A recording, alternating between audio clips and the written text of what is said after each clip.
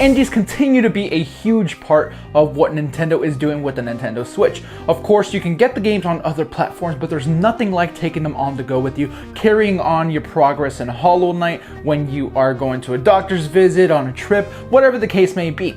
But we've had a ton of really awesome ones, and there is about half the year left, and with that we want to talk about the 7 indies we are still excited for the rest of the year. Hello everybody, Gabe from Switch Force here, and I mentioned Hollow Knight, right? The game came out, everybody loves it, it's phenomenal. We continue to see things like Stardew Valley, Golf Story do well in the charts, but what about what's coming up? And with that, I wanted to talk about these 7 games. Some of them you probably know about, some maybe you forgot about, and I just wanted to touch on them. So let's go ahead and get started with number 1 here, which is gonna be Dead Cells. This game is an absolute wonder. It is what they are calling a Roguevania. It's a roguelike with Metroidvania aspects. The combat looks super cool. The art is absolutely phenomenal. It's been in early access on PC for quite some time, but it is finally seeing its full release on PC as well as other platforms. August 7th is when this game is coming out. I am definitely gonna be there day one. I can't wait to play this one, and hopefully you guys are excited for it as well.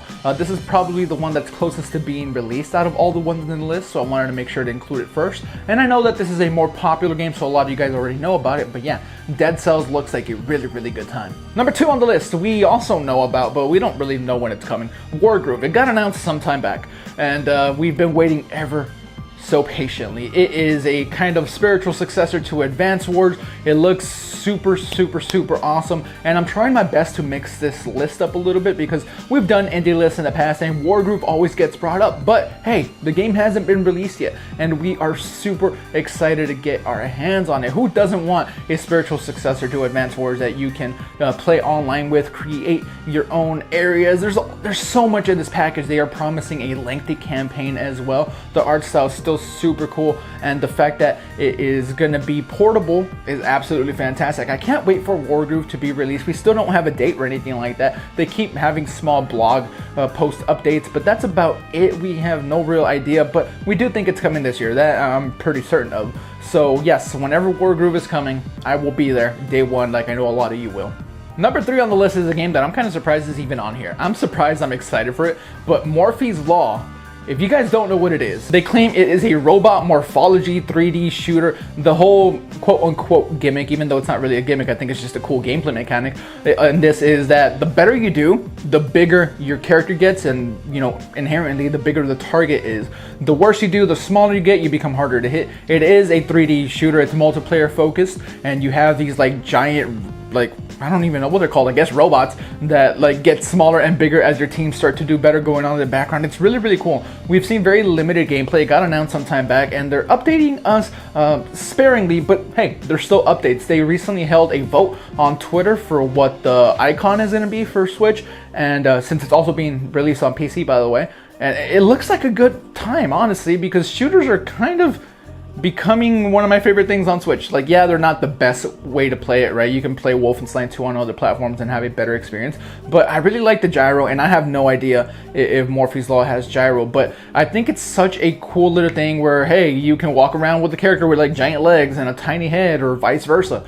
So yes, Morpheus Law, I'm quietly getting excited for. The more and more they talk about it, especially on Twitter, they're showing these little gameplay clips, and I'm like, dude, I really want to play this, and I can't wait to get my hands on it. Another one with no firm date. They say when it's ready they will let us know, but for the time being we could sit here and cross whatever body parts in order to hopefully get this one out sooner.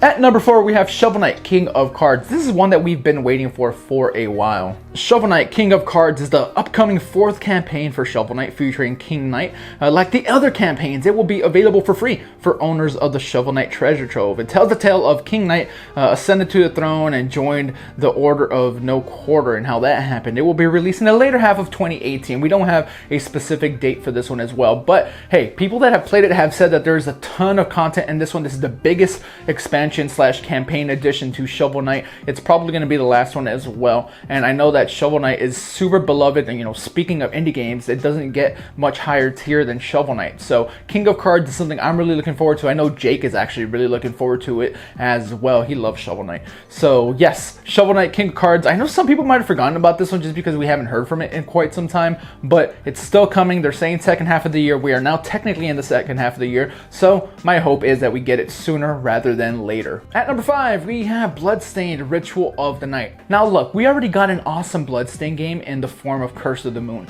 That harkened back to super old Castlevania games. It reminded me of playing on my NES, and it was a really good time. It was really short, but it was still super fun. Ritual of the Night promises to be a much bigger experience. It is a spiritual successor to Castlevania, a series that honestly the publisher that owns it hasn't done very much with in recent memory. And hey, now the creators of the series, some of the creators at least, they've come back and said, hey, we're gonna make this super awesome game. They went and kickstarted it, I believe, and with that they were really successful. Actually, the Bloodstained game that I talked about previously, Curse of the Moon, that was a stretch goal that they were able to have another company work on, put that out, and tide us over since the wait is a little bit longer than expected. The game is coming, we know that, and it's a really good time. I've actually played it at an event, and I am so excited. The music, the art takes a little bit to get used to just because that's not what I'm used to games looking like, but it's still super beautiful. So much time and effort has gone into making that game look really pretty. So with that, there has been a playable demo. People have had their hands on it. The word is generally positive, and I seriously can't wait to play the full experience just because Curse of the Moon was so good. The 6th game on the list is probably the one I'm most excited for, if I'm honest, and that is The Messenger. We heard about it sometime back in the Direct, and it instantly caught my eye. It looks like a super old and awesome Ninja Gaiden game, but it also changes into the 16-bit art style where it kind of turns into a Metroidvania, and honestly, this game is right up my alley in so many ways. Even the plot is something that's super traditional and kind of cool. A demon attacks a village. A young ninja must travel the plague world to deliver a scroll vital to the clan's survival. That's just so cool to me. And seeing the art style, both art styles, because there is two, is actually super cool. And I can't wait to get my hands on it. It looks like the gameplay is like really perfect. And like I said, it reminds me of old Ninja Gaiden games, and I really like those no matter how difficult they were. And I'm honestly hoping that this one's quite a bit difficult as well, because I like kind of just the whole experience of playing a game that's really hard, and of course overcoming it and getting to that next area. It's a really good time. The Messenger looks absolutely awesome. Again, they announced it during a recent Direct, and I am so excited. The last game on the list is actually here because of you guys. You guys mentioned this in the comments from time to time, and it made me go look it up, and I thought it looked cool. Really, that's just about the end of it. Dragonmark for Death, a game that I had no idea about. It's this side-scrolling 2D RPG that has like super cool art. I'm really into that. The combat looks like it could be simplistic, but since the RPG elements are there, I hope that it's deep enough to hold my attention. And like I said, I didn't even know about this game until you guys mentioned it in the comments. I'm sure I had heard about it, but I forgot. But it's still coming this year, and it still looks like it's a really good time. One of the recurring themes with so many of these indie games is the side-scrolling aspect of them, but if you do pay attention, right, Shovel Knight, Bloodstained, The Messenger, Dead Cells, and Dragonmark for Death, they're all very different. Yes, they're side-scrolling, but some have Metroidvania aspects, some of them are like roguelikes, and the art styles are all wholly different, and that's kind of what makes Dragonmark for Death stick out for me. If I'm honest, the sprites just look like super beautiful, and the character design is something that catches my eye, plain and simple. I am excited for this one. It's probably not going to be as hard or as cool as The Messenger, or it might be, I don't really know. But Dragonmark for Death is something that you guys put on my radar, and for that reason alone, I wanted to put it on the list and mention it because you guys seem to mention it quite a bit. I can't wait for this game to be released. I wish it had a concrete release date, and it doesn't. You're seeing footage now, so you will of course know if it is your thing or not.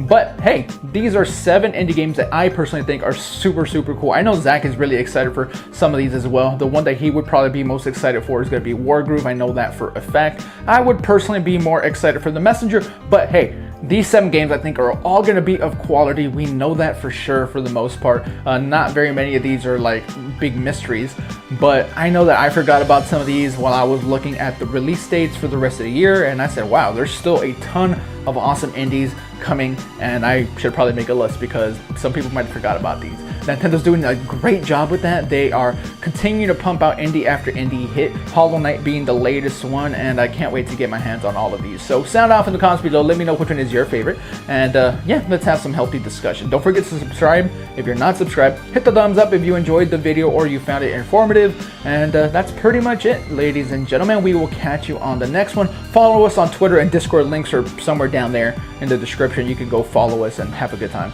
And that's it. We'll catch you on the next one. Switch Force out.